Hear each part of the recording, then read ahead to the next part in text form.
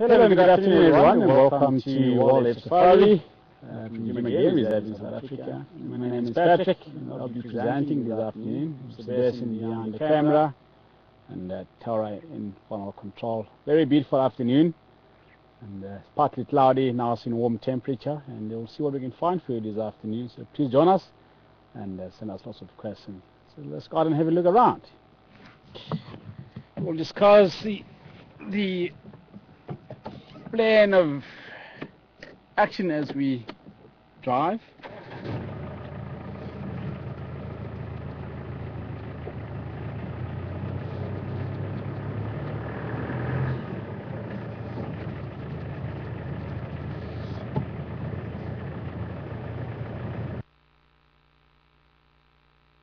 So the plan for this afternoon, we're going to be heading south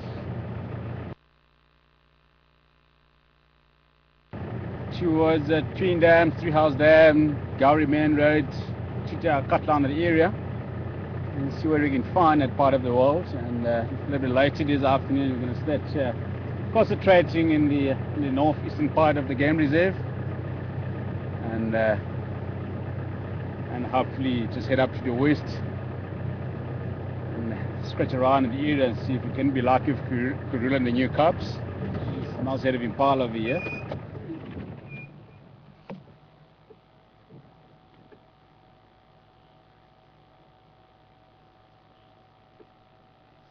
So all the male impalas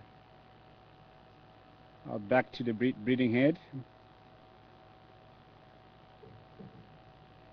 as their rotting season has finished long time ago.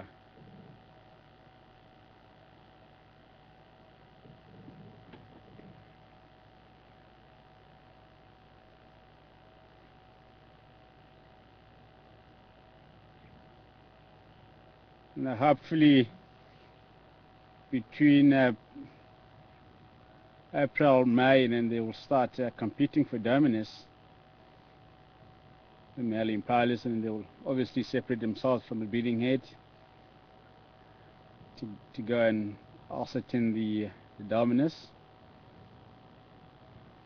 among themselves, and the winner will return to the breeding head and start mating with the females. And over a period of time, then the dominant male will also lose the condition where he will be challenged by the strongest male and will kick him out and then take over the mating rights. So at the end of the breeding season, or the mating season, in every, or not every single male impala, but most of the male impalas and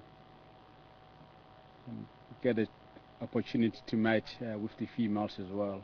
It's not just a single male impala that will mate with the females right through.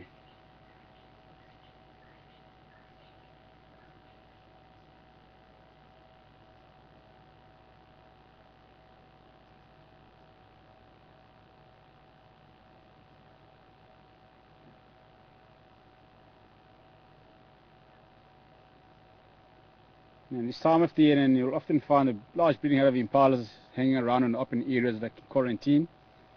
This is very thick out there at the moment, especially for the youngsters, and they get taken out by predators quite easily because they are not able to detect the danger, even if the adults are around. But being in the long grass and thick bushes, and there are big chances for them to be taken out by leopards and lions in the area.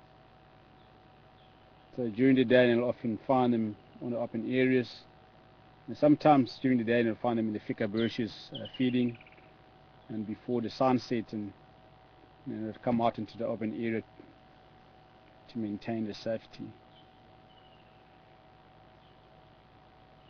The most of the general game species tend to stick around in the open spaces during the night. It's quite easy for them to detect the danger.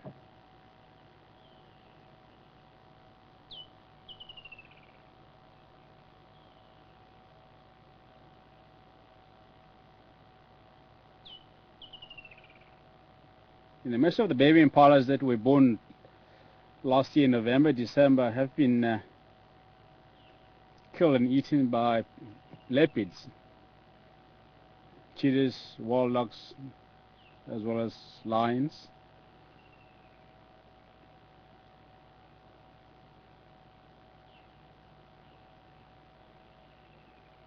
And we have seen Kudu and the boys and hosting the baby impala's kills within the consortium.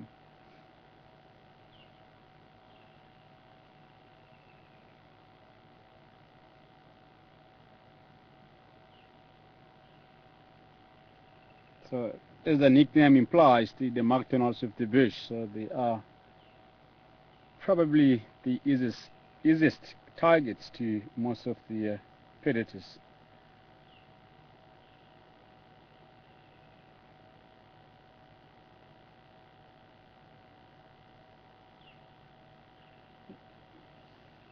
And it's not just because the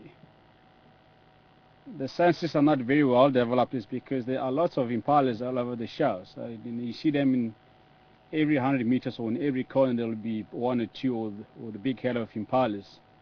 So they are widely distributed throughout the Greater Kruger National Park. So that's why they become the menu of everyone.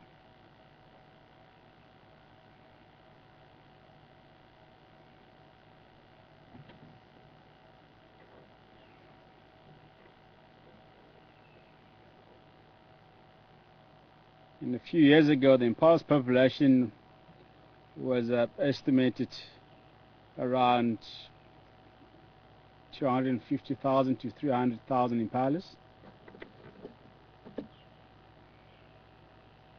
So they are everywhere.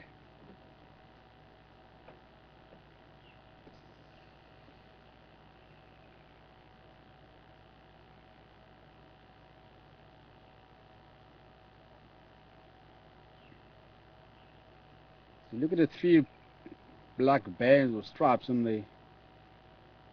their parts. That looks like an M, that stands for McDonald's of the bush.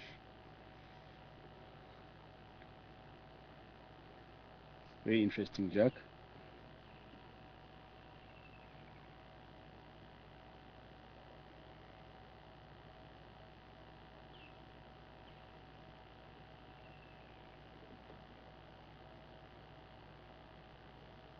So they are currently chewing the cud.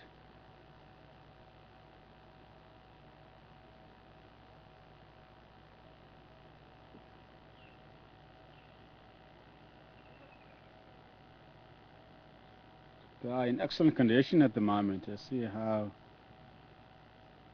well healthy they look.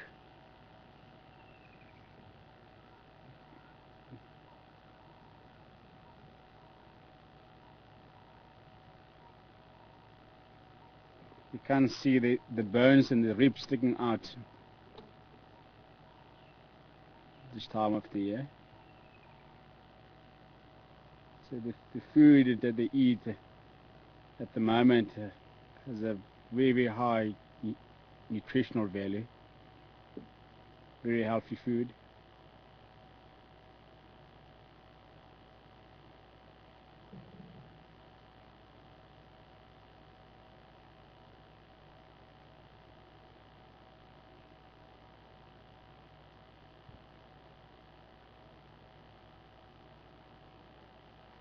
Alrighty, let's bumble along and see what else we can find.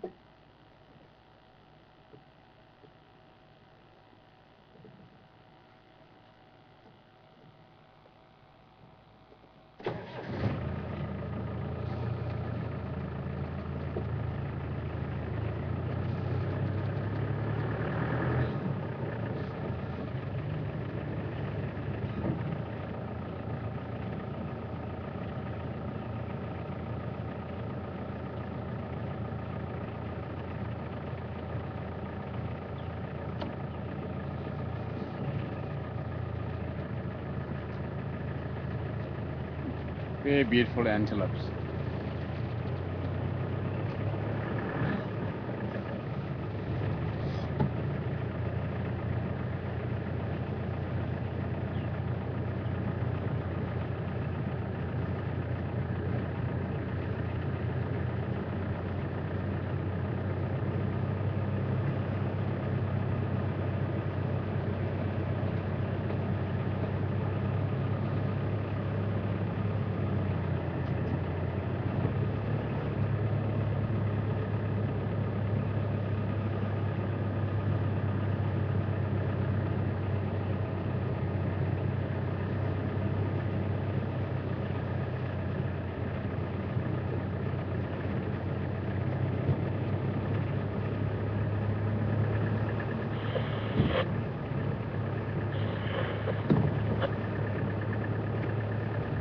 Good afternoon, about station.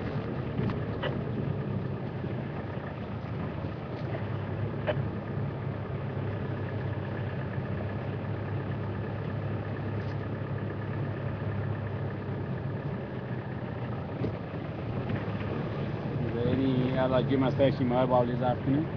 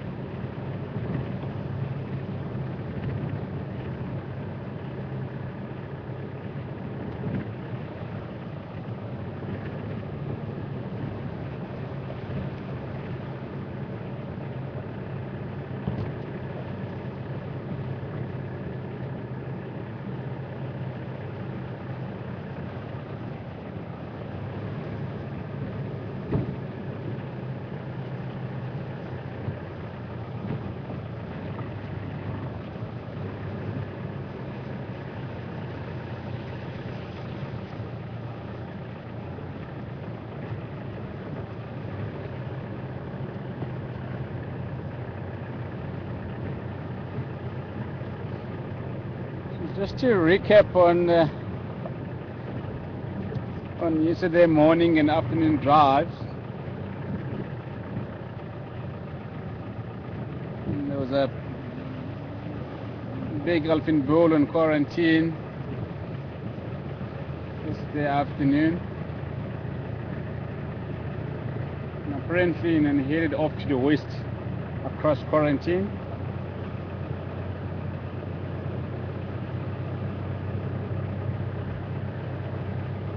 And gorilla and the two cubs were seen between impala plains and sandy patch.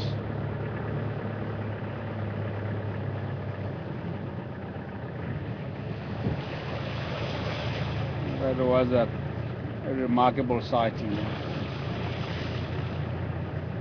The cubs are still tiny, yeah, but they're small, yeah. From the dashboard up to there, yeah. Still very dark in color. And,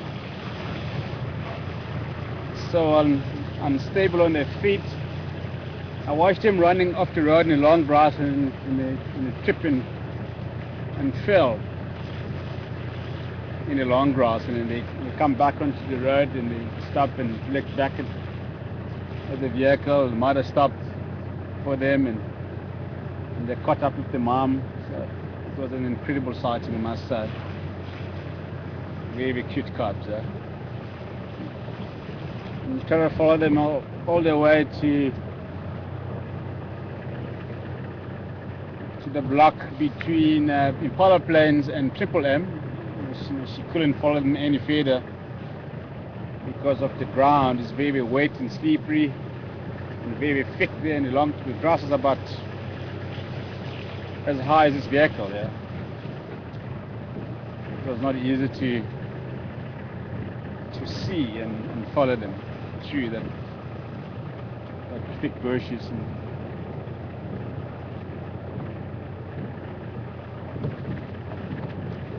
So it's nice to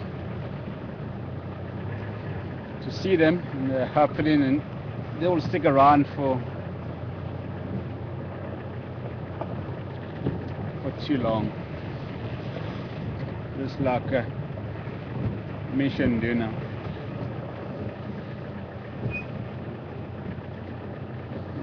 This area here, Western Gari, it's a major part of Karula's territory here.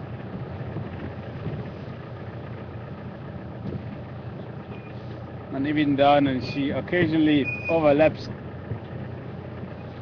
into Belshoek in the north, and sometimes across Gari Main Road to the south into Chidachi to Little Gari, that area. And a couple of days ago, and she was seen walking past the Gari entrance gate into Simbambili. Presumably, and she had a kill in that area. And maybe yesterday, and we also thought that she's got a kill in that block between Triple M and Impala Plains. Because in the early hours of the morning, one of the Juma staff member was going to the gate, and he bumped on Karula, making her way towards the gate.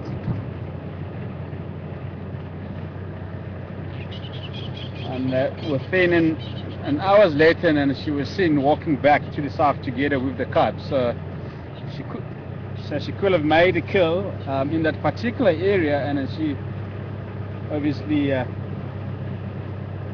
went to fetch the cubs and took them to the kill somewhere. So hopefully she will be using the same dance that she used a couple of years ago with Misha and Duna, and possibly with Saseka and Tingana. You never know. We'll see how it goes in the next few months.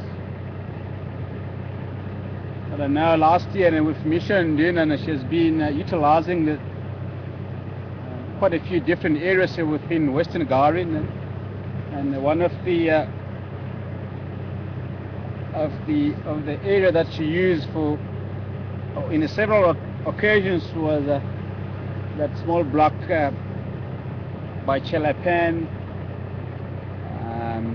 Philemon's Dip, the pump house, and there is also a termite mound just in the back of Belshoek Dam wall. She has been seen there with the Misha and Duna when they were still too young, at the age of about 6-7 months old.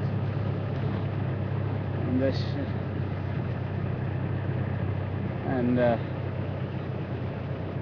Gari Dam area, just down the drainage line there, or the Mulawati River birds. They have been kept there. So she had utilized in quite a few areas, as I said. So we'll see how it goes with this new cubs now. And unfortunately, we still haven't able to tell whether the cubs are male or females, and it's still very difficult to say, as they're still too small. Unless if you have a closer look at them here. But at the moment it's very difficult because the cubs are still quite skittish to the vehicle. And I noticed that yesterday, and then we tried to keep a distance from them. And if we get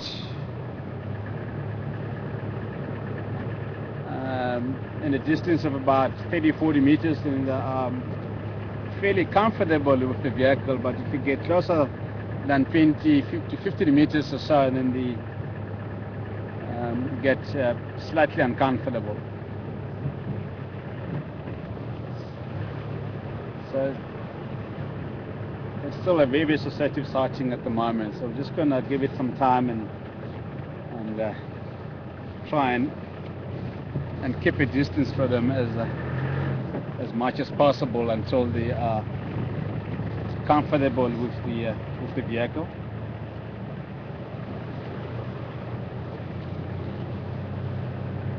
And being so small and unrelaxed to the vehicle, and that also changes the mom's behavior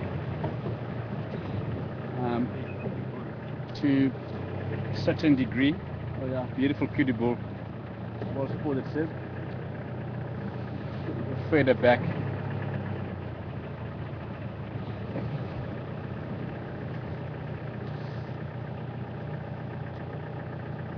How about this?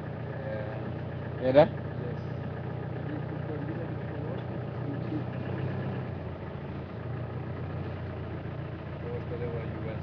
No worries.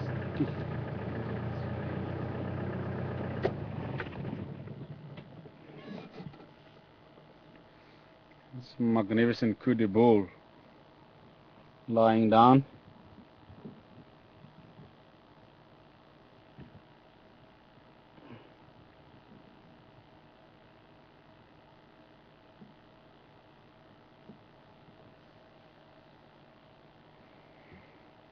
This must be the same kudu bull that we saw the other day. It's pretty much in this vicinity, east of Treehouse Dam.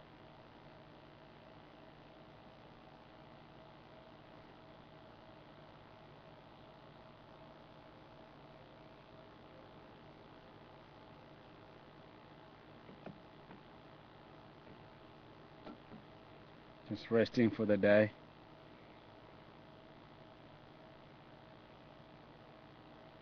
Chewing his cud every now and then.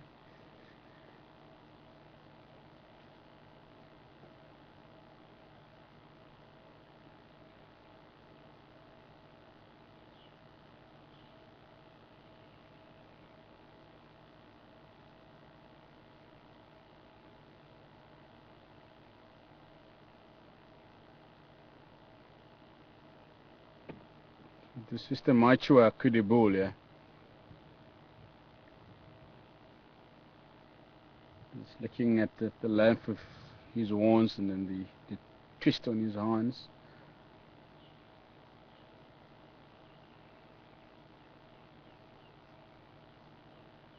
And the kudu bull's horns attain the full length at the age of about 6 years.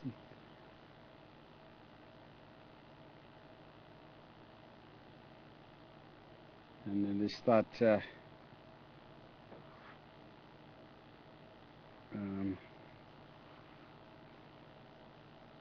growing wide apart.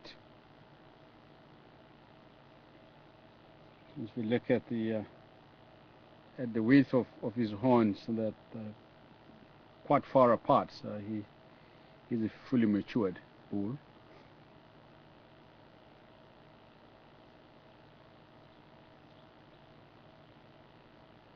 In the age of about 8 to 9 years, and then the horns will be more wider than they are at the moment.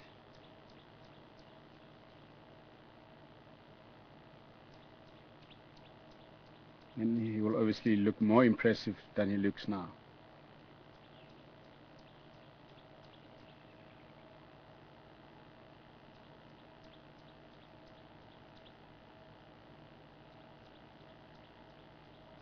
And kudus are also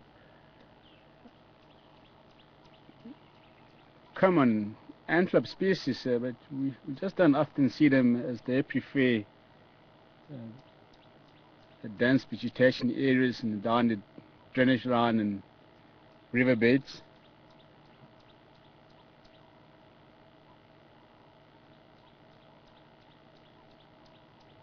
And the bulls tend to be solitary. and they obviously move from one head to another, checking the reproductive status, and the females mate and move on to the next group. And they will sometimes form a small bachelor head of between 2 to 6 individual bulls.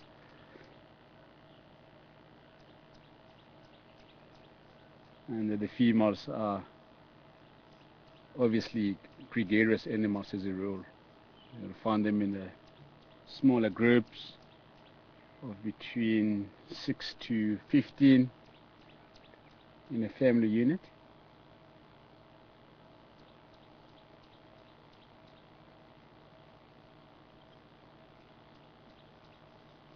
So all what the bulls do, they just fight, mate with the other males, and sometimes kill each other in the fights. And they often lock their horns in the fights.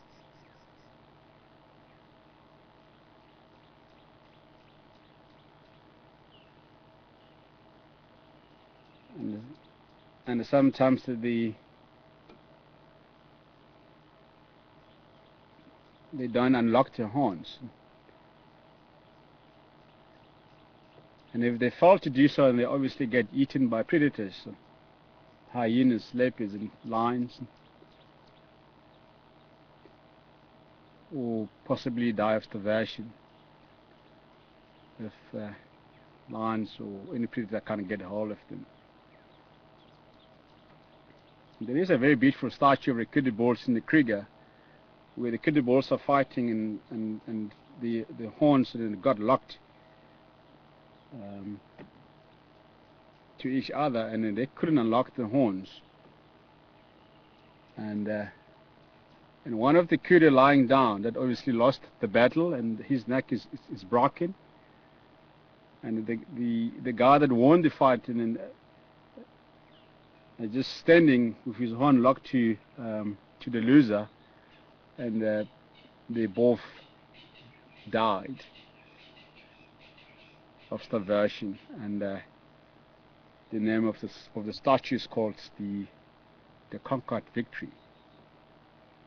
I've also seen the 2 male impalas last year on quarantine fighting, and somehow the horns also got locked, and they couldn't unlock the horns for about 45 minutes to an hour, just trying to loosen the horns from one another. And one of the male impala was lying in the grass, and then he was bleeding on his nostrils quite badly, and I thought he was gonna die. And shortly after we had left them, and we heard over the radio that they've managed to unlock their horns, and they both survived. It was incredible to watch. So the sporal antelopes, and they often lock their horns together when they're fighting for dominance.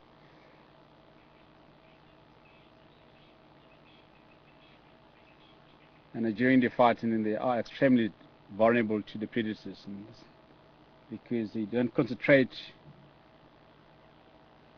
and maintain the safeties, and they're often taken out.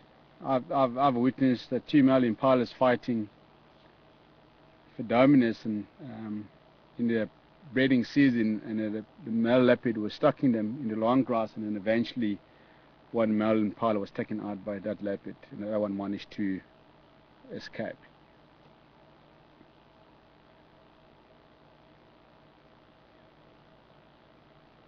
Just look how beautiful he is. It's absolutely a gorgeous antelope.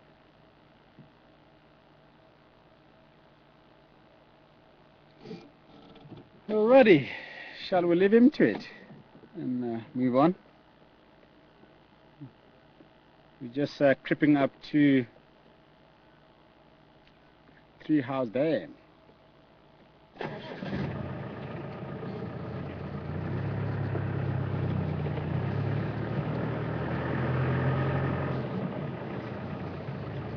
Hi, Mr. K.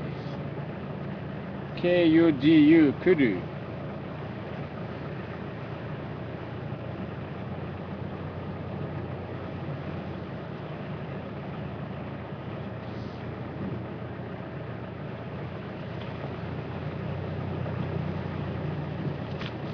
I don't know where the name kudu comes from, so if anyone has an idea or know where or how the kudu gets its name, please send that info to FileControl@safari.tv, and it will be passed through to me.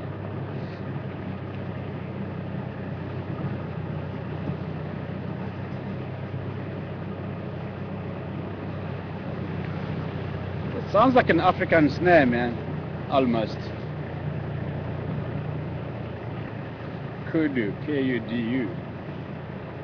I don't know, maybe not Afrikaans, possibly something else.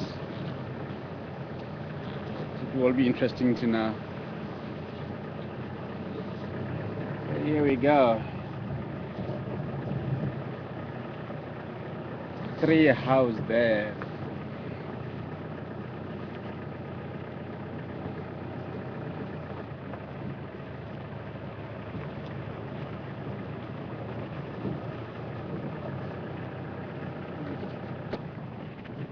Switch off and have a look around, see if we can pick up any movement from anything.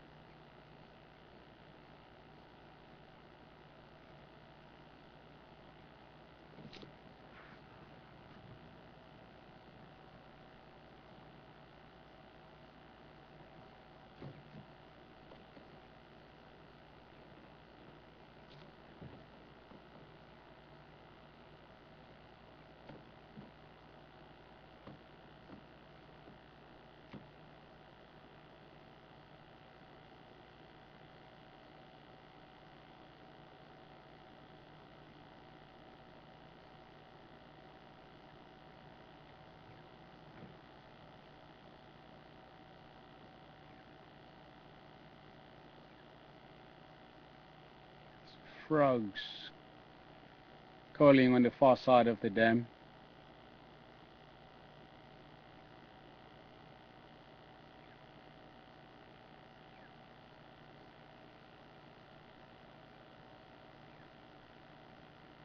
It's just amazing sometimes when you come to the dams like this, and then you just stop the vehicle and sit quietly, and suddenly you see animals just coming out of the bushes to observe you, especially giraffes and even cats. And if they're lying flat in the grass like that, and if you drive past, and normally then they will get up and look at you, but if you stop the vehicle, and then they will get up and just to check you out and then lie down again.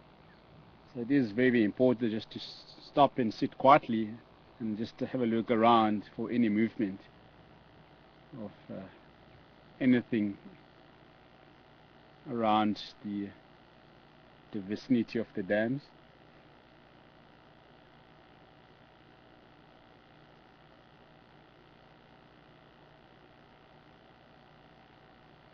I remember the other day in one of the largest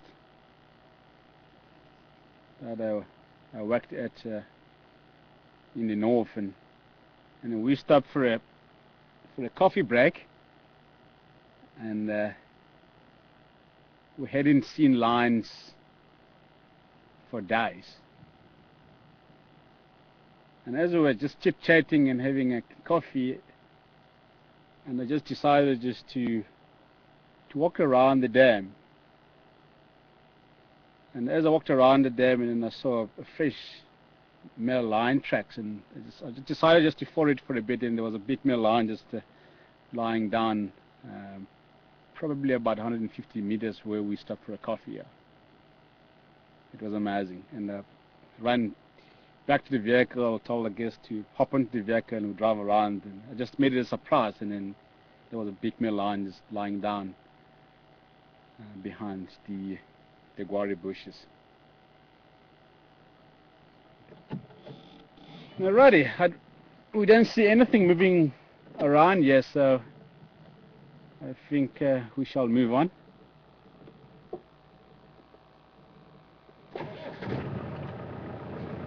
There might be something lying down here.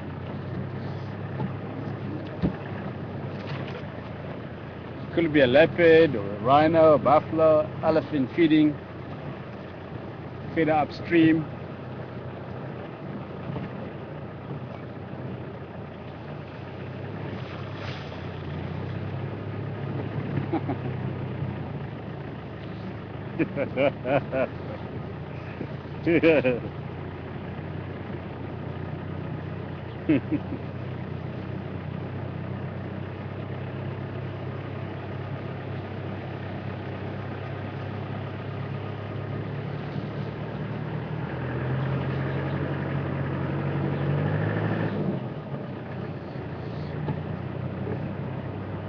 So this morning there was not much happening on Western Gowrie.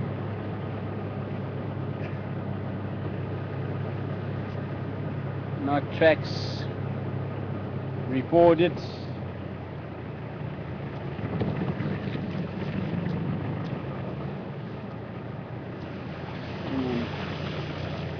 Chara said, and she covered a considerable area this morning and didn't see much. We're going to try and cover as much ground as possible this afternoon and see what we can find. Because days are different, and even game drive times are different. So the mornings are different to the afternoons. So it's the other way around, and sometimes the afternoons are a lot more better than the mornings, and some days the mornings are better than the afternoons. So you can't really predict what you're going to see. So safari is it's basically the luck of the draw, as I often say. So no expectations, no guaranteed. This is not a zoo, you know. It's a vast open area. There's no fences that restrict the game movement. So they wander around wherever and whenever they like. So that's the beauty about it. So whatever we see, then it's always a bonus.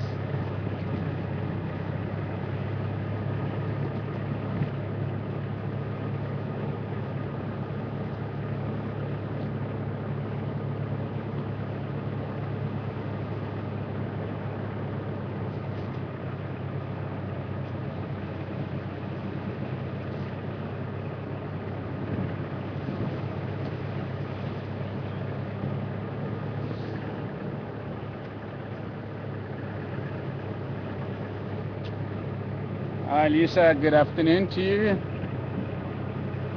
Thanks very much for sharing that information with us about the kudu's name, where the name kudu actually derives from. So it apparently it derives from the curses, the English and Afrikaans in the 18th century. I never heard of that. Very interesting information.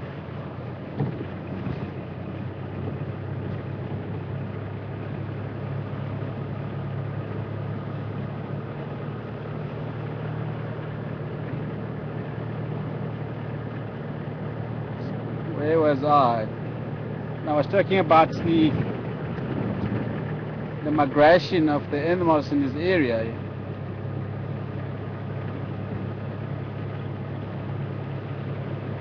The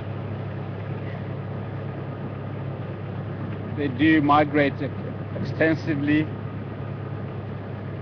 in the different times of the year. In the dry season, and the animals will migrate to a certain area, and again in the wet season, which is this time of the year, raining season, they also migrate to the different areas. And some animals tend to stay within the same area, depending on the food and water availability, and also the competition from the same species, and also to the different species.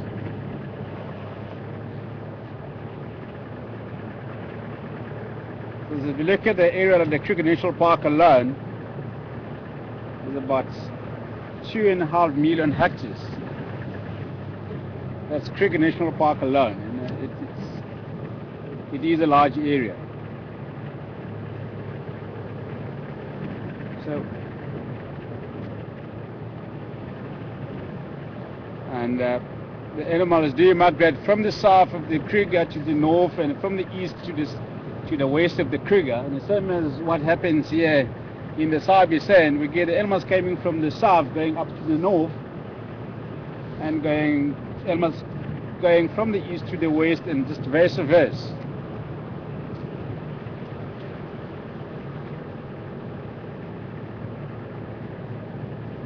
So the animals obviously depend on food supply, as I said.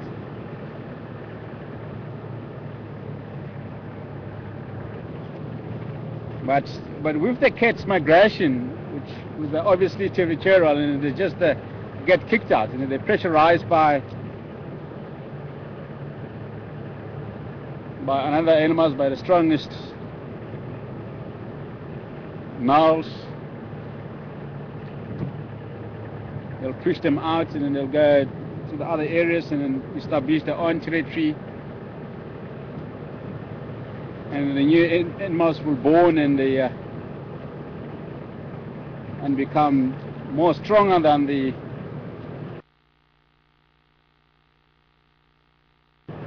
others, and they'll pick it. Another part of lines exchange 3 to 5 years. Gonna go down this way.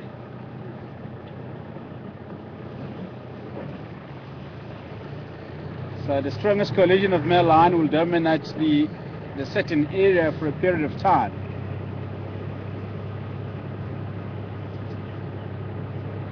And they will get older and get sick sometime, and die of starvation or killed by other male lions or stronger male lions. And the strongest male lion will take over the territory, and 5 years down the line, and there will be another strongest collision of male lions that will dominate a large portion of a certain area. So it's very, very dynamic. So we basically learn new things every 3 to 6 years or so, or every 3 to 5 years, depending on the lions and leopards population in the area.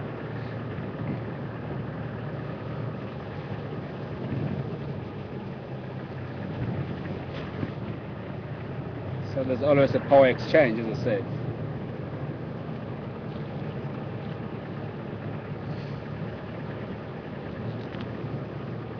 Like in this area, we've been seeing the two of the Mapogos male dominating this part of the Sabi-Sands, and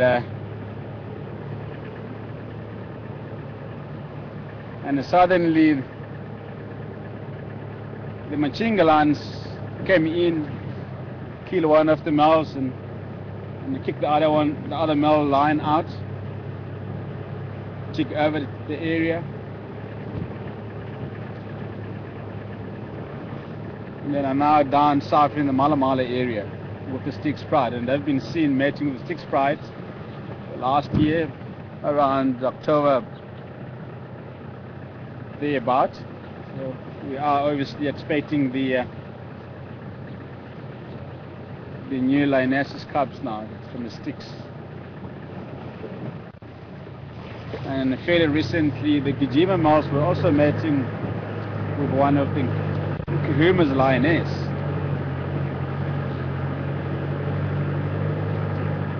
So we will also be expecting cubs in the next 3 months to 5 months or so.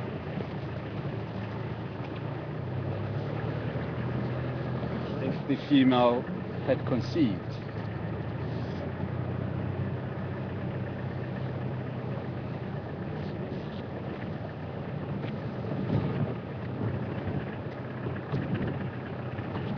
With the snaggle tooth, just to give you a little bit of a background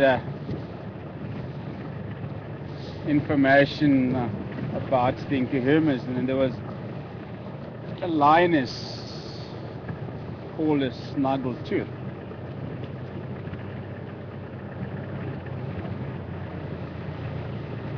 And she has, how many cubs that we saw with the Kahuma lionesses that are there, sir? 2 or 3, yeah?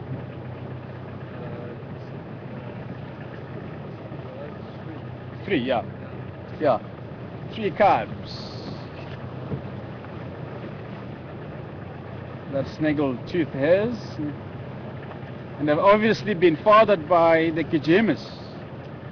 So the Kajimas are dominating the northern part of the Sabi Sands.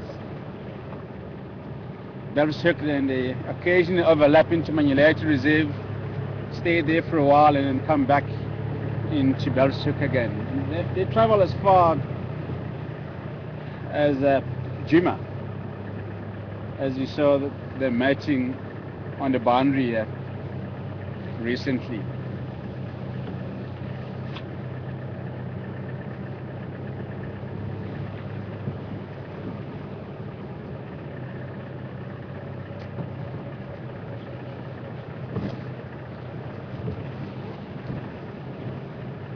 And in the Manulati Reserve, there are a few kind of lines there. The last time I had, there were 3 different parts of lines, and I don't think that they are related. They may, but they may not related.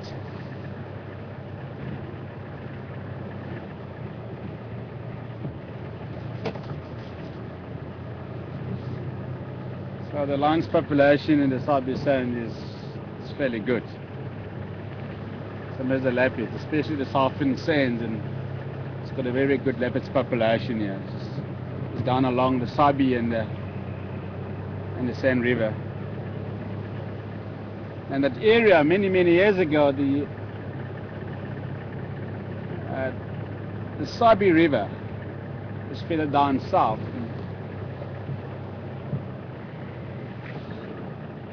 Used to have the high concentration of leopards than anywhere.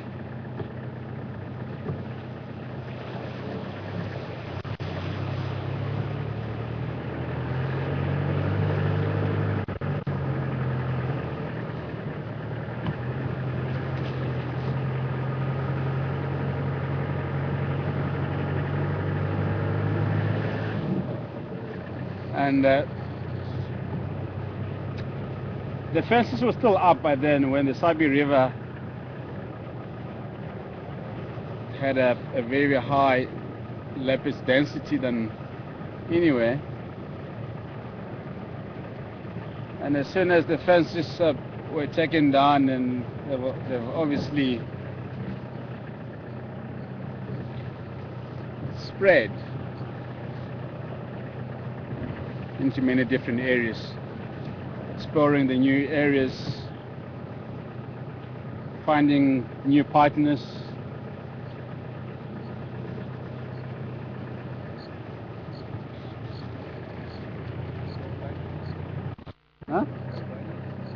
No, I don't. Where are you looking down there? It's a tree stump, yeah. Yeah. The right hand side, eh? Yes. Not the one on the left, also on the right hand side, On the right hand side. I can see And just go around and you might have a better look. And it looks like something lying down. But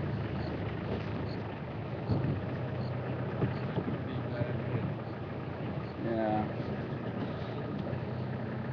If there was a leopard or a lion and the impalas in the dim wall wouldn't be as relaxed and comfortable as they are.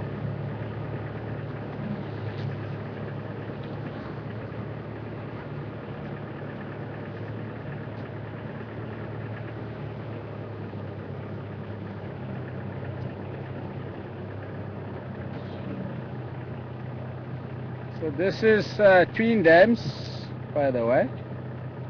This is where Tara saw the crocodile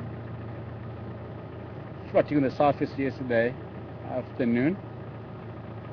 I don't see him today.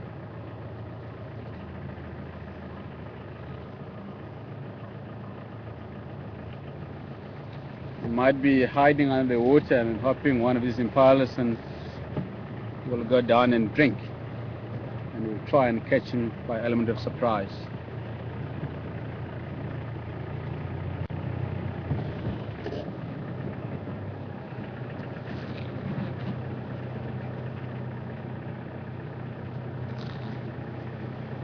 These impalas, they might be aware of his presence. This has been here for quite a while now. Hello boys, where's Mr. C, the crocodile, the crocodile, Ngwenya.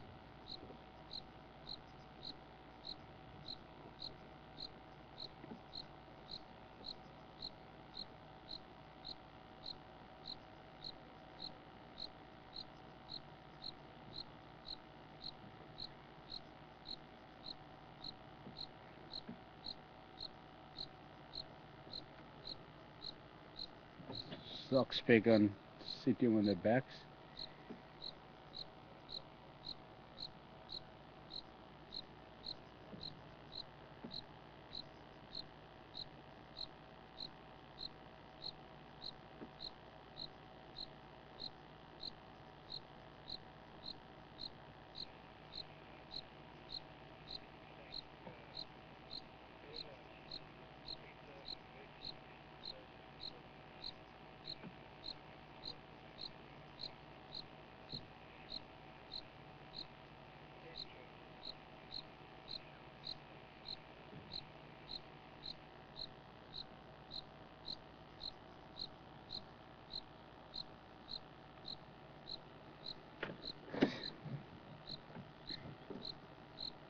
Okay, let's move on. His impala's not doing much. Just feeding slowly. Taking it easy.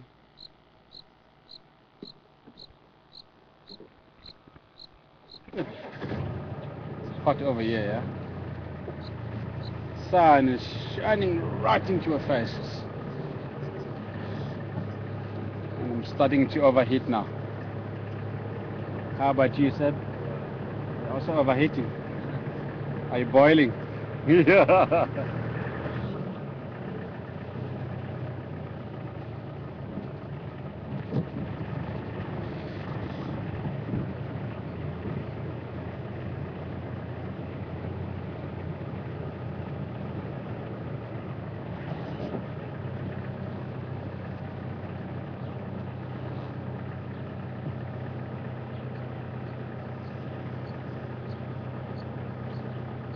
Now fingered baboon's pan.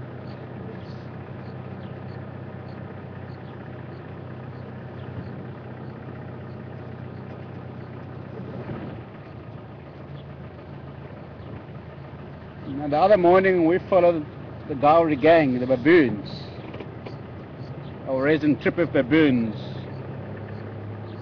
known as Gowrie gang. and they cross over into Little Gari, and then having returned since they've moved into the south.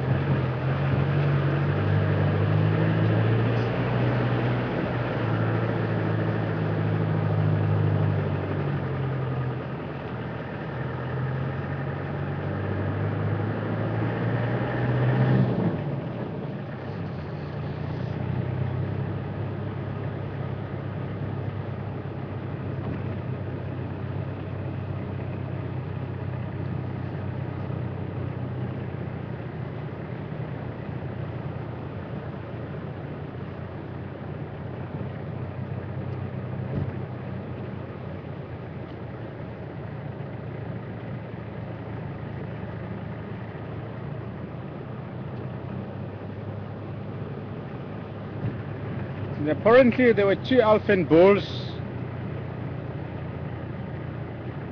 that we were seen in this area sometime this afternoon.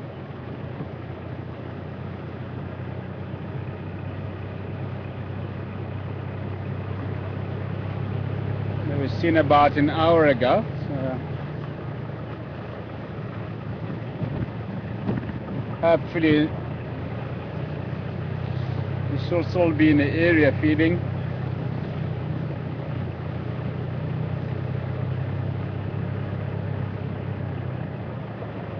Just gonna look for the tracks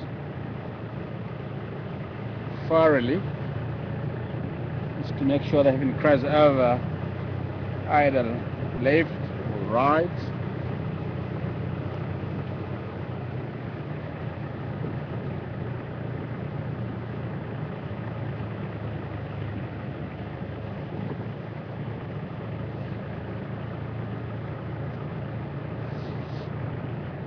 Tracks here. Let's see which direction are they heading.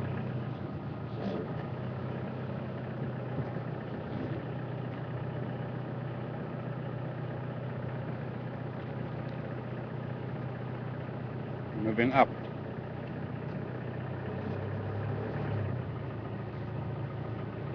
They're going up the road.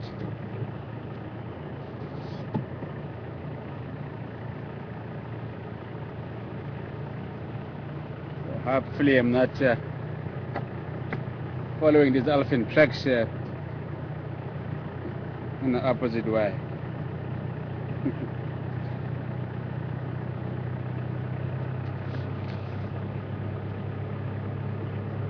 There are lots of marula trees in the area, and the fruits are in season at the moment. And the elephants love the marula fruits.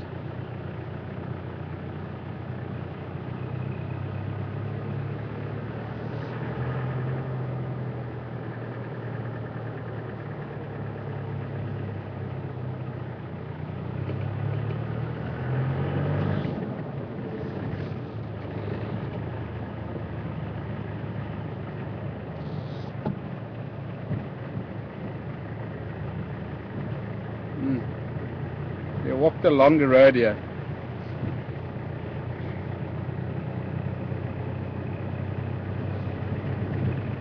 Hi Jackie, good afternoon to you. And Jackie wants to know what the temperature is at the moment.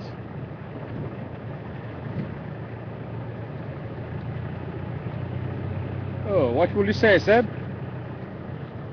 It's actually very mild temperature. Sorry, what? 5, 6? 36, 35, 36. Oh yeah, 35 and 40. yeah, I will say so as well. I would guess so. That's when the vehicle drives though. Mm. It doesn't understand it's gonna be accident. Yeah, When what happens. exactly, yeah. I don't know if you can hear Seb at the back. And he reckons the temperature is between 25 and 30. But when the vehicle stops and the temperature feels like 32 degrees, when it's driving about 20, 25, 26 degrees, because it's obviously a nice cool breeze blowing through. It looks like elephant tracks that turn off to the right here into Chitwa. So there's a wallowing waterhole just to our right here.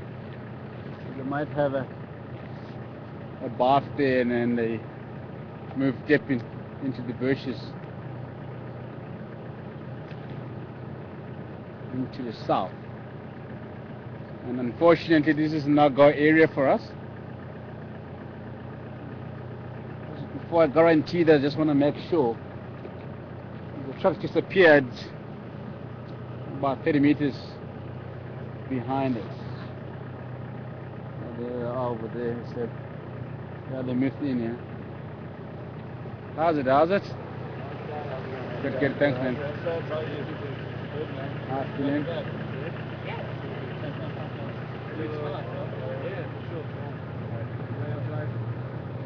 Yeah.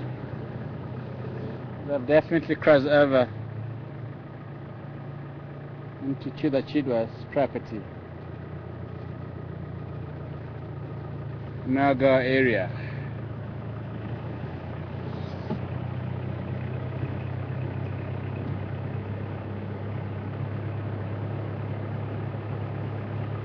There's a very big dam in front of Chitwa camp, so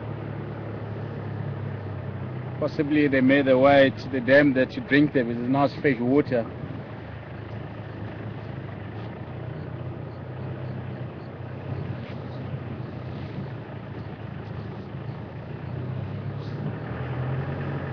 Alrighty, let's get on to Chitakata. Oh, there's the one there.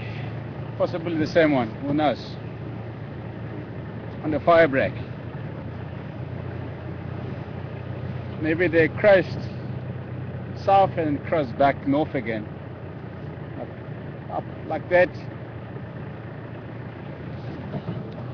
And back south like that. Just one individual so far. Could be the same guy and it could be a different guy. It's really hard to tell. Jumbo. It looks like he's making his way towards the road. So just gonna sit and wait and see what he does.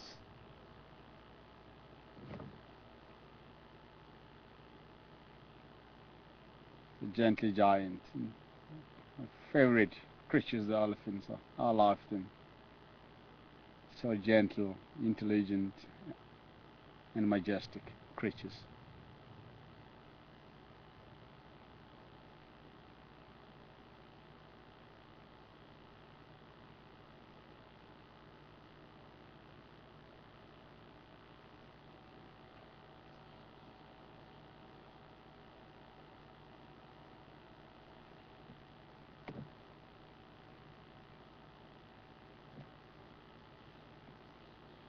If you look on his on the side of his stomach, you can see it's a bit dark there, and he obviously had a mud bath earlier.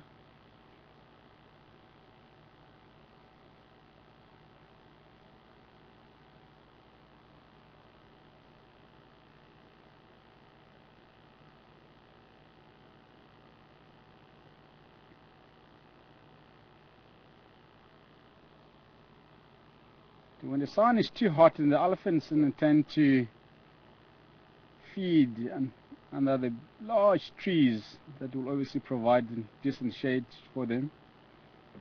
And sometimes they'll move down into the riverbeds or drainage line or into dense areas where they will protect their body from the heat of the sun. And sometimes they will go to the dams and swim. Especially the young elephant bulls, the age of between 15 and 20, tend to play and swim in the water during the heat of the day.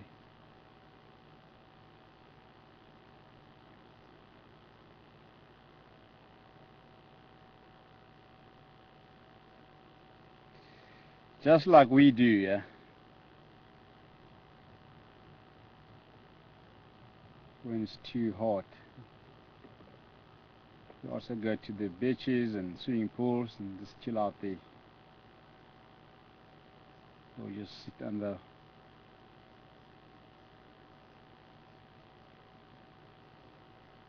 the trees.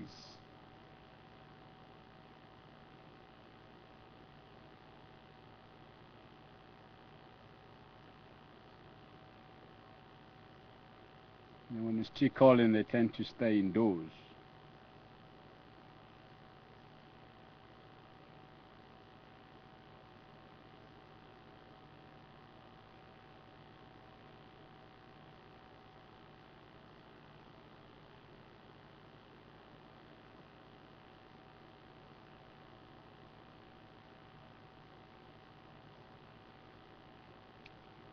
It's slowly but surely coming this way, yeah.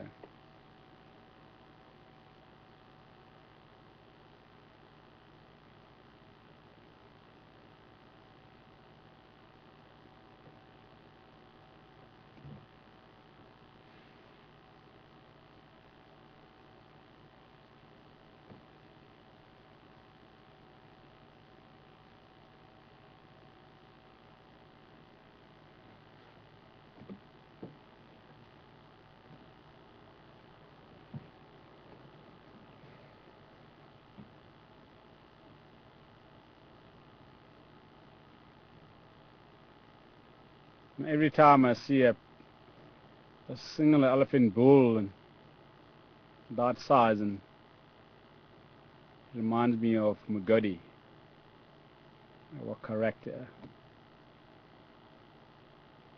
Very relaxed elephant bull.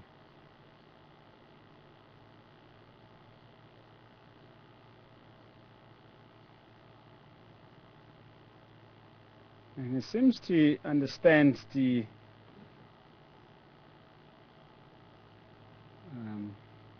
human's language. You know, if you tell him to move off the road, and he does so. Sometimes to stay or to greet you, and he does that. So he's a great guy, yeah. I love him.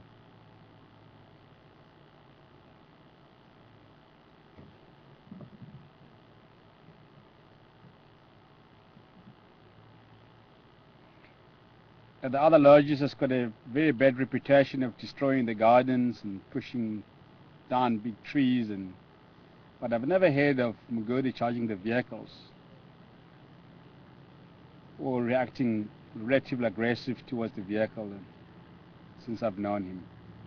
So he has always been a great guy. He's very relaxed.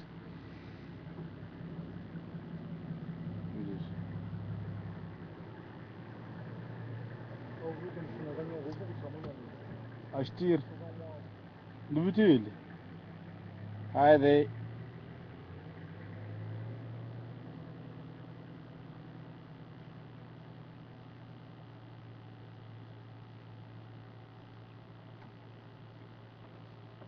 But this is not Mugodi. I'm just looking at the size of his tusk and the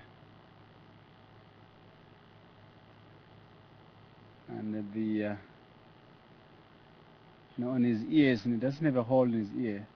This Mugodi has got a hole on, I think, on the right ear, if I'm not mistaken. I haven't seen him in a while.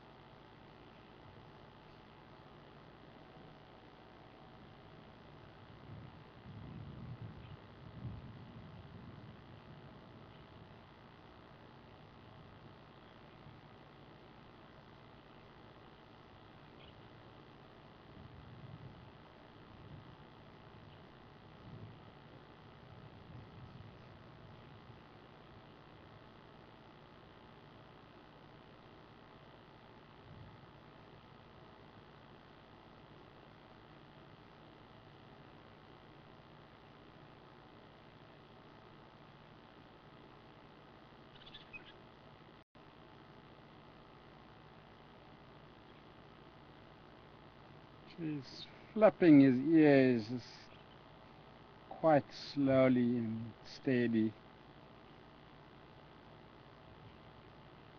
It's obviously not too hot.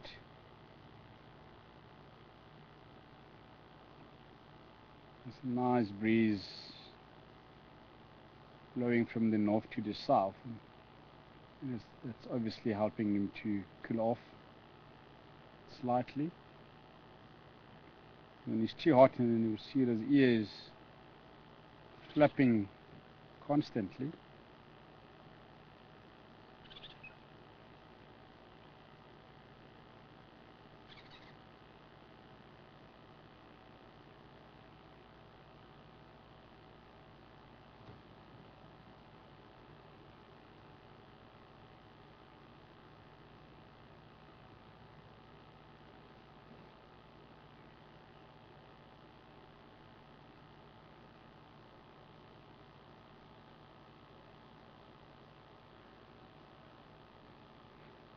The elephant ears are almost like a car radiator. Yeah.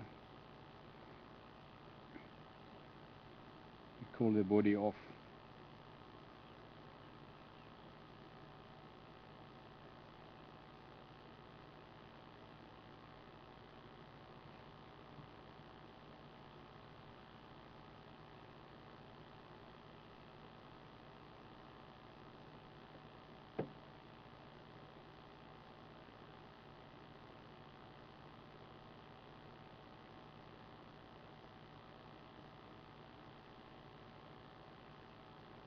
Amazing creature, yeah.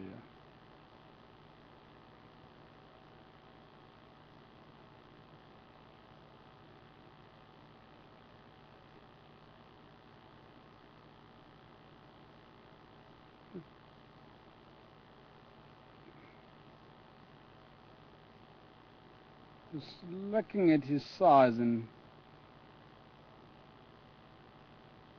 he will be in a region of about 40 years old.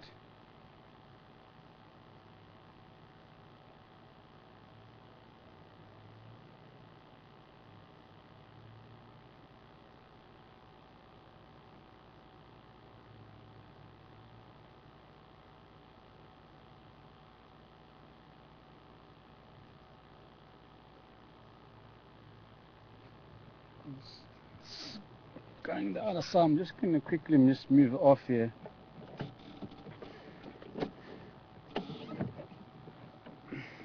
I'm trying to get slightly closer to him. I'm not going to go far because the ground is extremely wet at the moment. I don't want to bury this vehicle.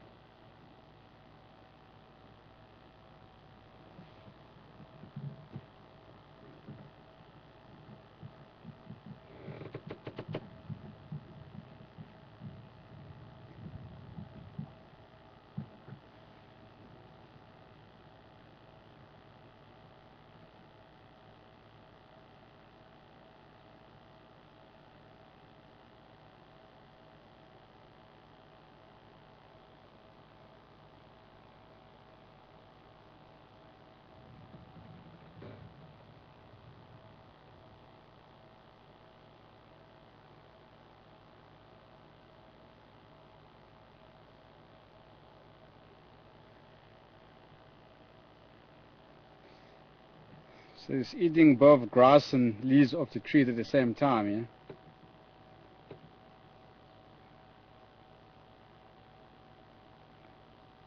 And he will also dig the roots of the trees.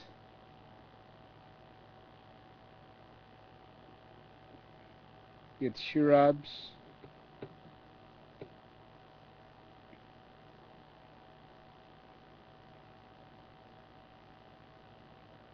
So they have a variety of food available at the moment. And this time of the year, and elephants don't often strip the barks off the trees to get more nutrients and moisture like they do in the dry season.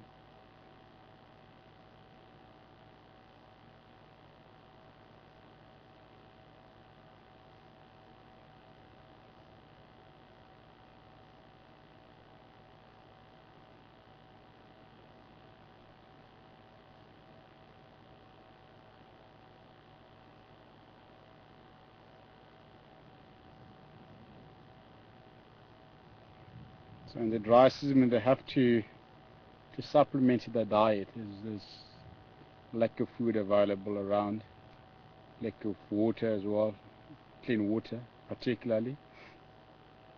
The elephants are so fond of the clean water.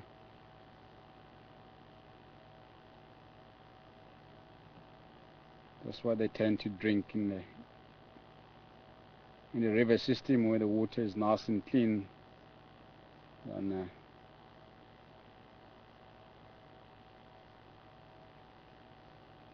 water in the dams.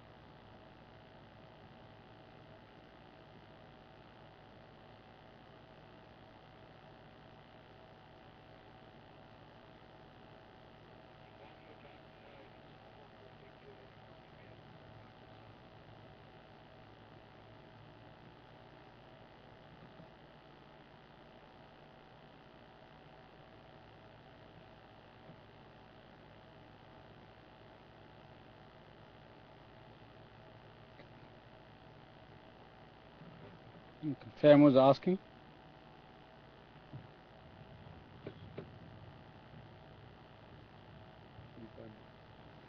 Hmm?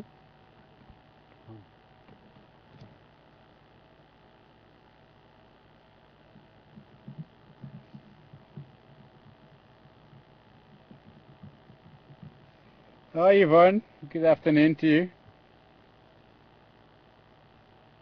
And I hope you are enjoying this elephant sighting as much as we are. Oh, it's coming this way now. I knew he was going to come this way, as I said when he first got here. And Yvonne wants to know if it's normal for elephant bull to be on his own. Certainly it is, Ivan. It is usual for a big elephant bull like his size to his other elephant bull there coming on the right hand side. So this must be the same two that we've seen here this morning. So this one is quite young to the other bull.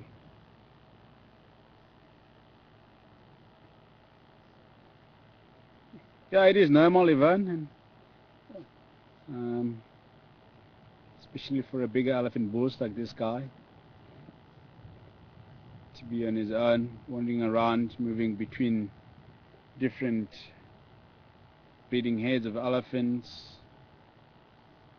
checking on them, and move back to the boy slab or a bachelor head.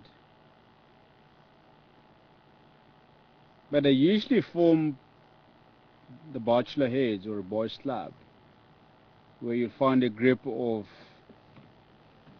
bull elephants of a different size and ages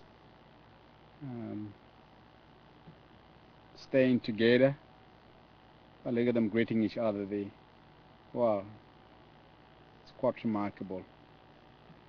They're just getting to know each other and then greeting at the same time, especially when the elephants, the one individual has been away from the other individual or from the rest of the group for quite a while. When they get together and then they normally greet each other. And sometimes rubbing their heads against each other and then putting their tusk into one another's mouth. So that's how elephants greet and get to know each other.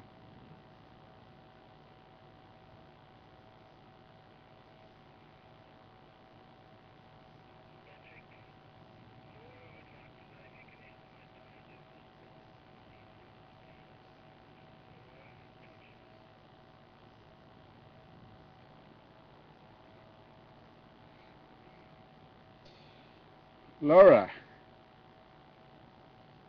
good afternoon. Laura is just asking if I can estimate the age of these elephant bulls.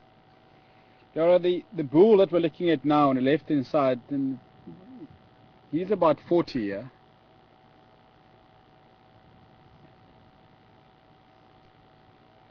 If not 40, he's almost 40 years old.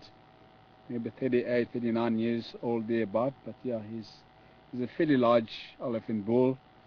But another bull on the right hand side that has just joined the bigger bull now, and then he's probably about 18 to 20 years old.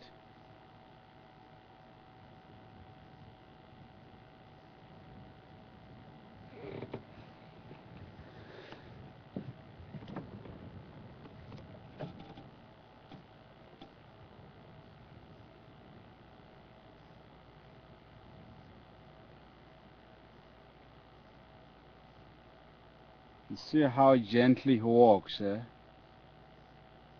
slow and steady.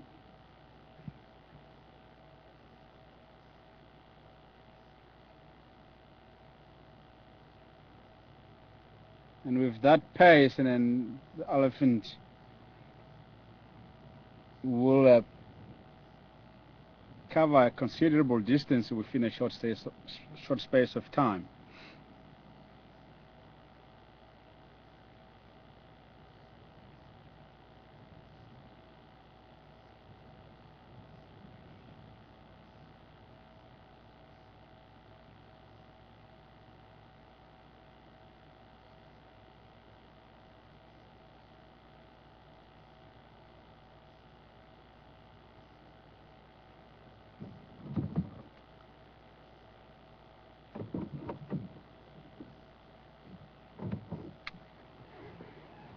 Texan. Okay, I'm just doing a radar test. How do you read me? 5-5? Okay, copy, sir.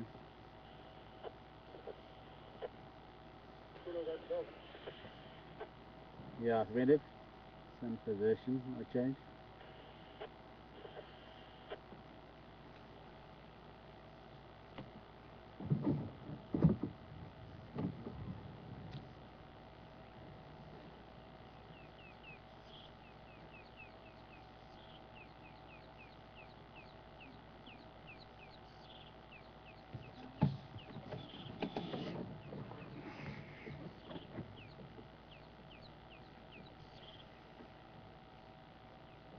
Can we take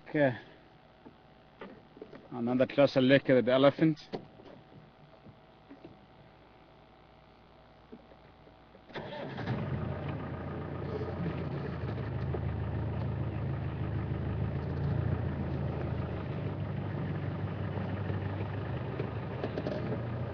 The other young elephant bull is moving back south again. We're just coming to say hello to the bigger bull. There might be some other individual elephant bulls across Gowrie Main Road.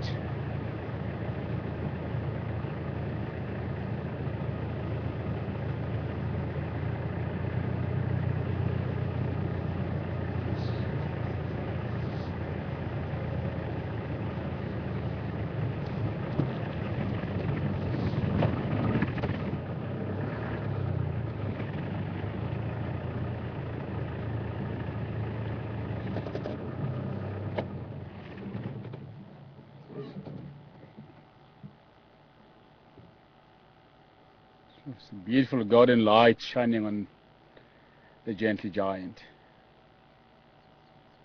Beautiful.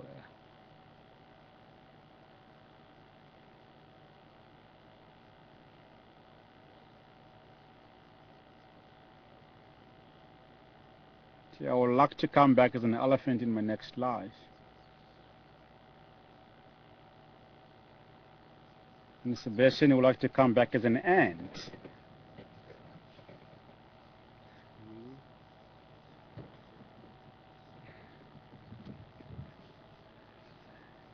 No, as a mouse, and I'll scare you away. Mouse. Okay.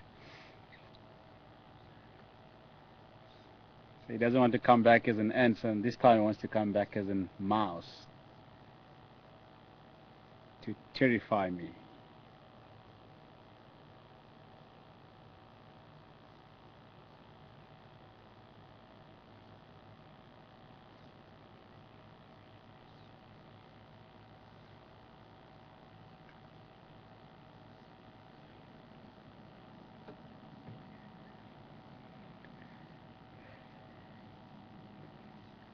The natural bulldozers.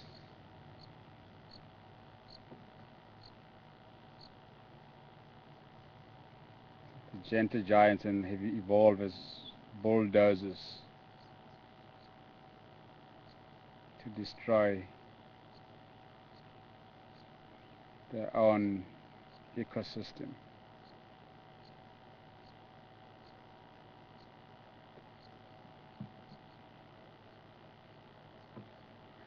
But having said that, and the elephants do play a role in back into the ecosystem due to their ineffective digestive system. I'm just going to quickly go around the side because he's behind the bush at the moment. So if the elephant eats the marilla fruits, for instance, or the other fruits, and they don't chew them properly and then digest them properly, and they'll pass through as they were swollen. And when the rain comes, like now, and then you'll see them germinating through the elephant dung. I've seen lots of plants and the variety of plant species germinating from the elephant dung. And they also help to get rid of the bush encroachment, especially in the areas where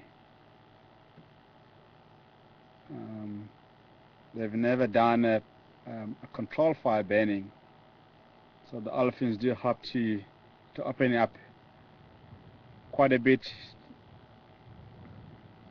and make it accessible for the other animal species.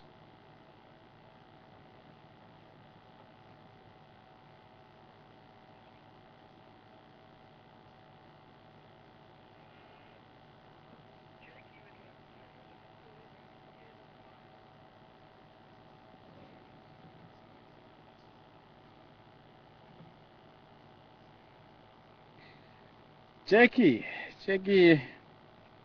would like to know if the elephants are really scared of mice.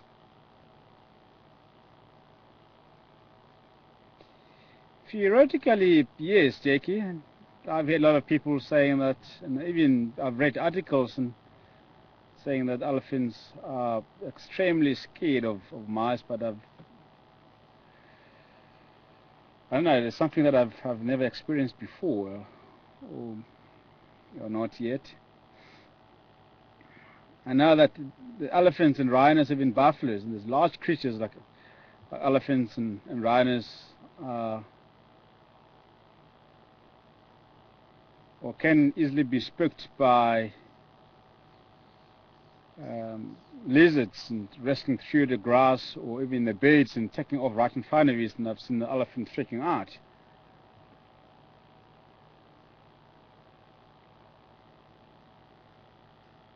But in all the years that I've been working in the bushes, a track in the garden, I've never seen an elephant running away from a mice. But yeah, as I said, but I've seen them freaking out from a bird taking off in front of it, or lizard surprising it. But if the elephant really gets a snake wrapped around its trunk, and then it will go berserk. And I've had a lot of incidences of the elephant feeding, and then the snake wrapped around the trunk, and the elephant just went mad. Because the trunk is obviously very, very sensitive, so anything that gets around it or in it, and then the elephant will go berserk. So the mice that I've read about it, but it is something that I haven't physically experienced it myself. So I'm afraid to say.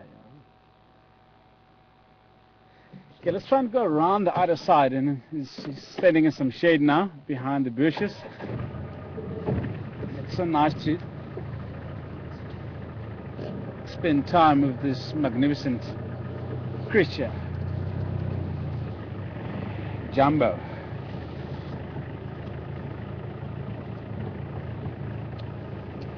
Jumbo. That's coming out this way. I think I'll just give him some space.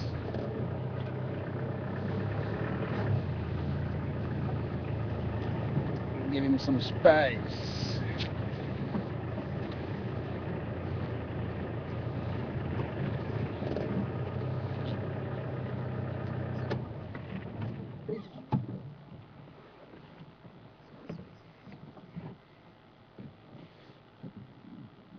Just look at the shape of his ears.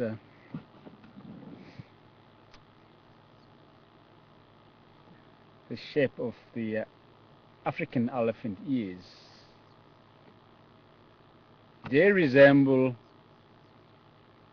the shape of the map of Africa.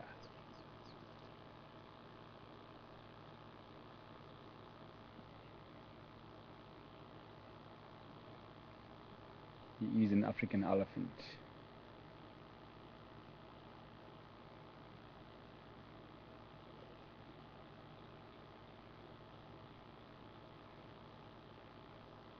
So the forest elephants don't have as big ears as an African elephant. And there is a reason behind it. Why the African elephants have much larger ears, forest elephants. You live in the forest and obviously you don't need big ears. Doesn't get too hot, doesn't get as dry as here, so it's green all year round. So you've got trees around you that are giving you nice shelter. Your body doesn't get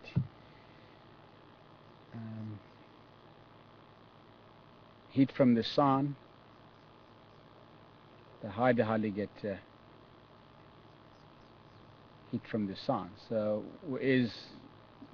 if you live in this part of the world and where it gets too dry and too hot and too cold,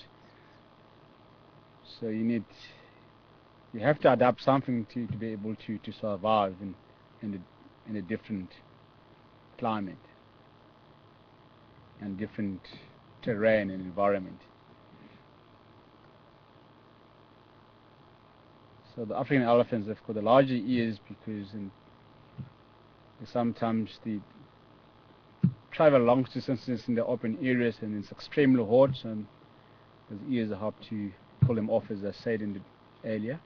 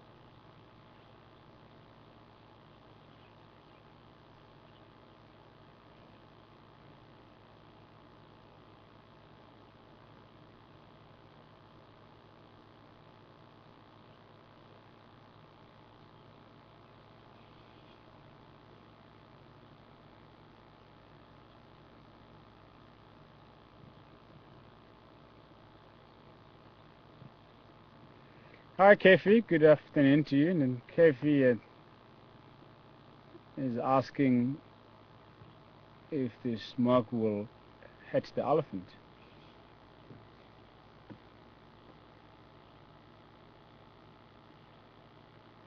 I'm sure it will, Kev.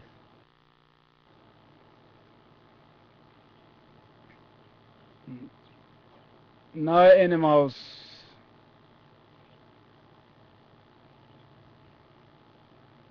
that will like the smoke.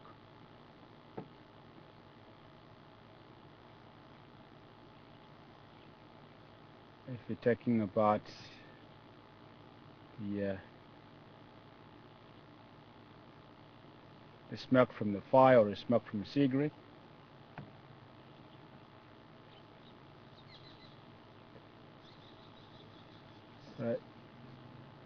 If the elephants see the smoke from a fire in a distance, and they'll try and get out of that area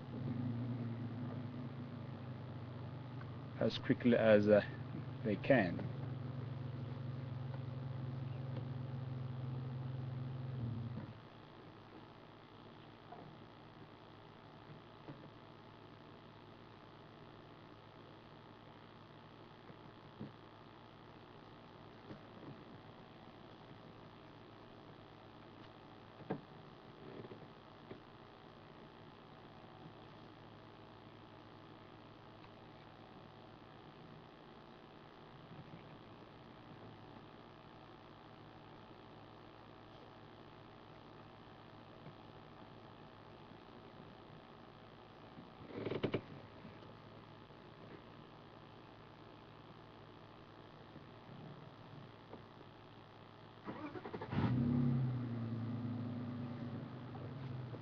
Ciao.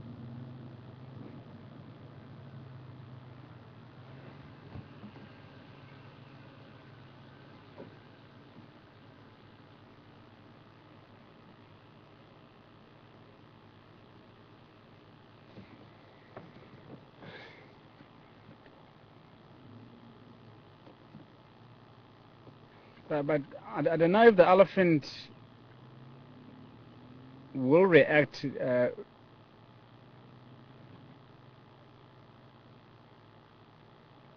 differently from a cigarette smoke, and I don't know. I've never seen it, but that will obviously depend on the wind direction. So if the wind is blowing in the elephant's favor, and it might react differently. It's very hard to tell, but the smoke from the fire and the elephants don't like it at all. And just talking about the fire, I remember 10 years ago there was an incident here, actually in the Northern Military Reserve, where they were doing a control fire burning, and the fire went out of control and nearly burned down the whole reserve. And they tried to do the black burn, and there was a group of elephant bulls in that block where they did the black burn, where most of the elephants got caught in the fire, and they were severely injured in the fire. And some of them escaped to the Northern Timbavati Reserve and then died there, and some of them had to put them out, which was just so sad to see them severely banned from the fire, and they couldn't do much, and they couldn't walk properly, they couldn't feed properly, so it was awful. So they had to put them out. So no one likes the fire, and if the animals see the fire in the distance, and they will move out of that area as quickly as possible.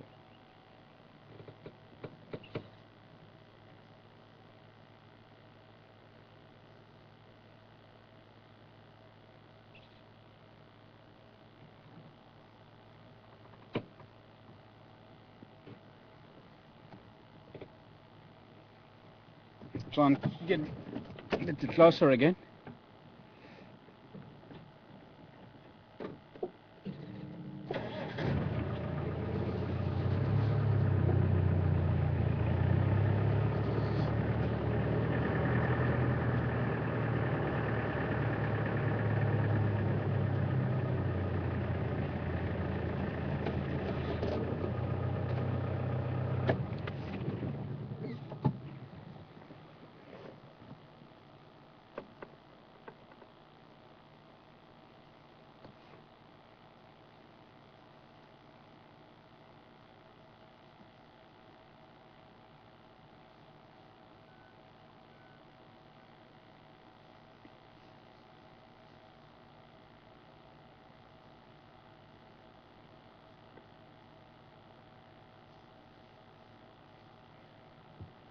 Beautiful, yeah?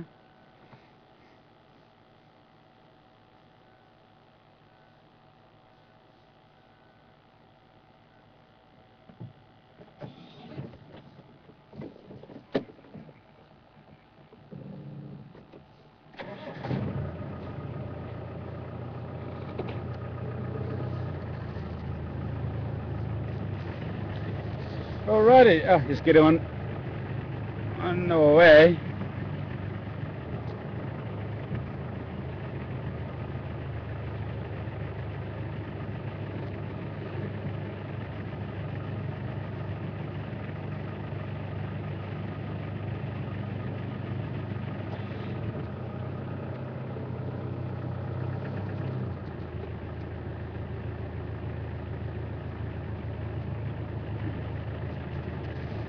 I'm gonna try and bypass him.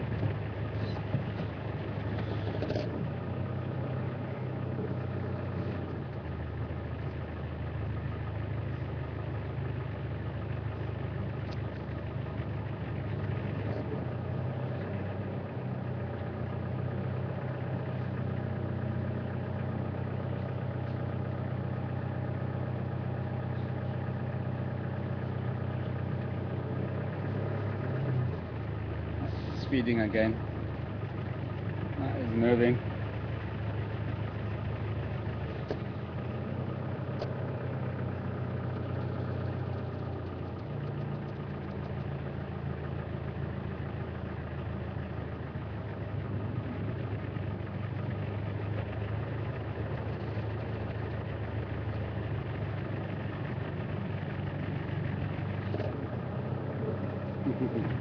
It's throwing sand on his body.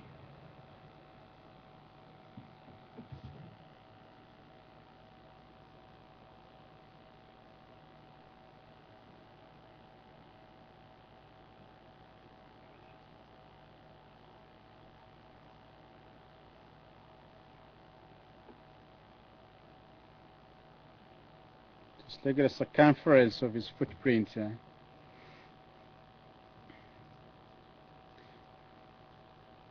Quite large, nice and round.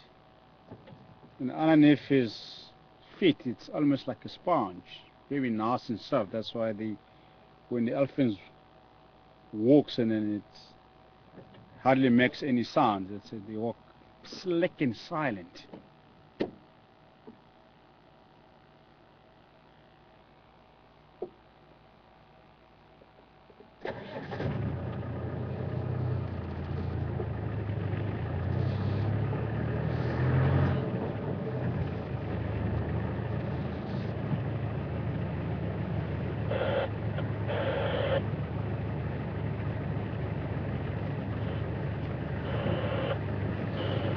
I'm going to take one more look and leave him to it.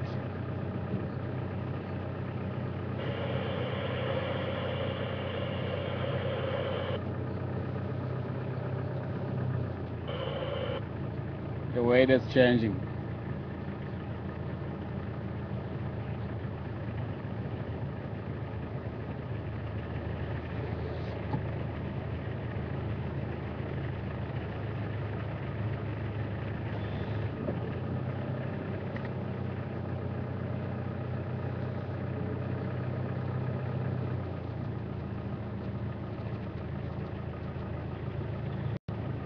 Try and drive around here.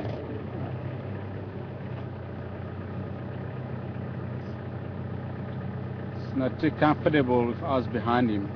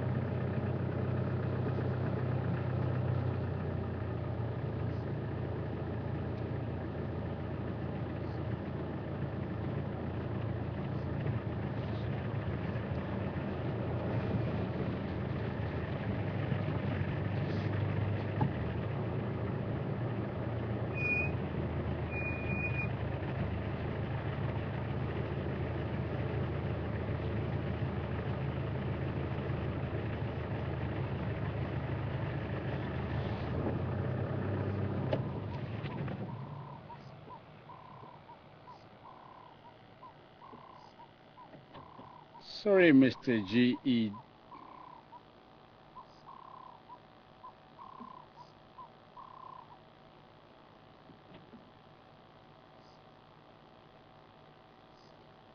JEG stands for Jumbo Elephant, Gentle Giant.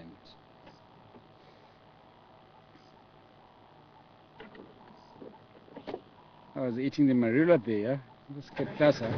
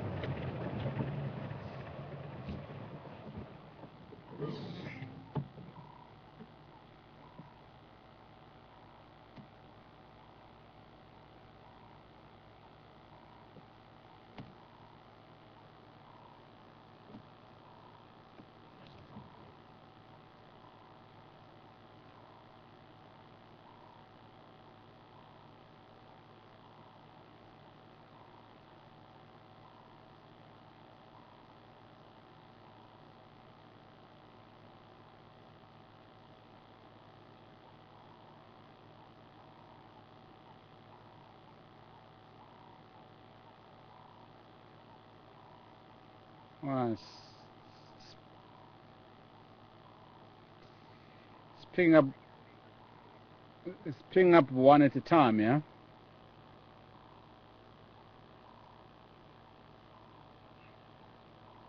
And it's mostly the ripened fruits, the yellow ones.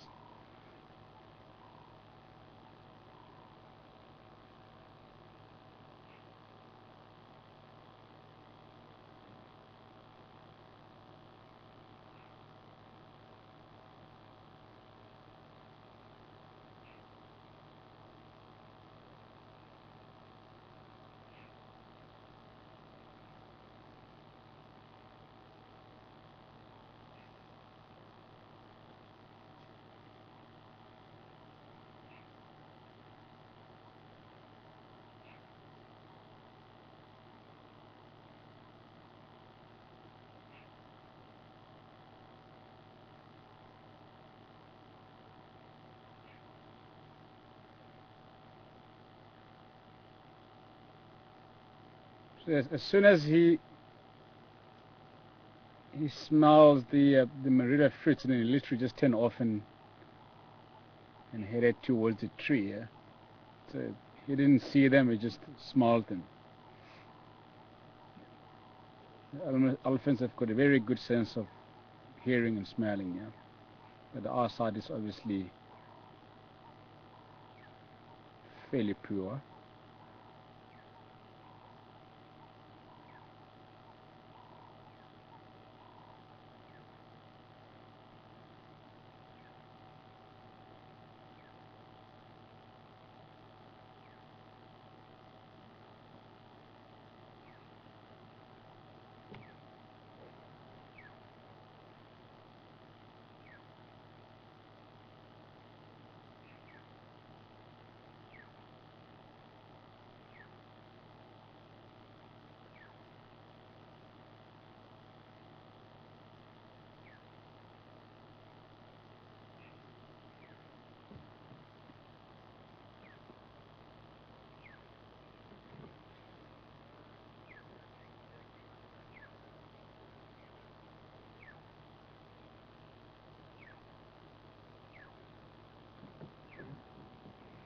Jackie wants to know if there are other animals that hunt elephants other than humans. And this part of the world is a no-no, Jackie. Elephants have no natural enemies. I've heard in Botswana that there is a particular pride of lions that hunts elephant in the dry season. When the elephants lose the conditions due to the lack of nutritious food certain times of the year, and this particular pride of lions known as Savuti pride do hunt elephants and become successful. But yeah, but not in this area. I've never heard of a pride of lions hunting elephants and become successful in this part of the world. And even baby elephants or young elephants, I've never heard or seen.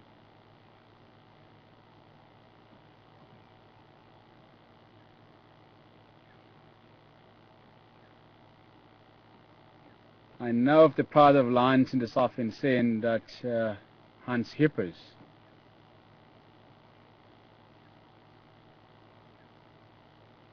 And become successful. I've also seen another pride of lions and hunting hippos in the central part of the Kruger National Park many years ago.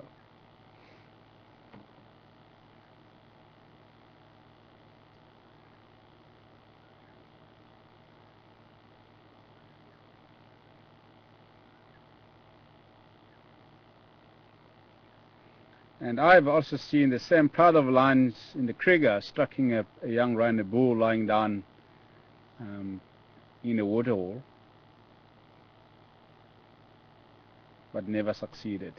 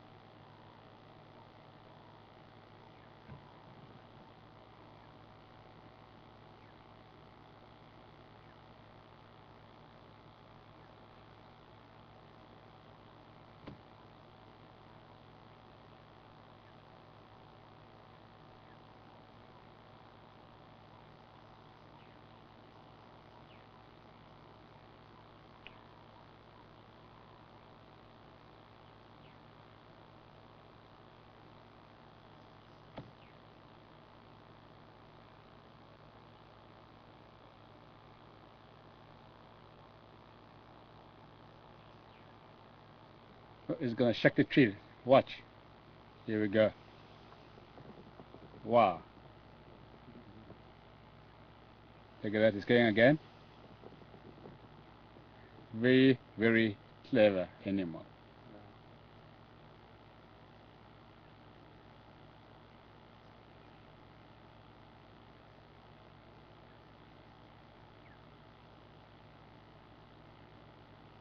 It's quite remarkable.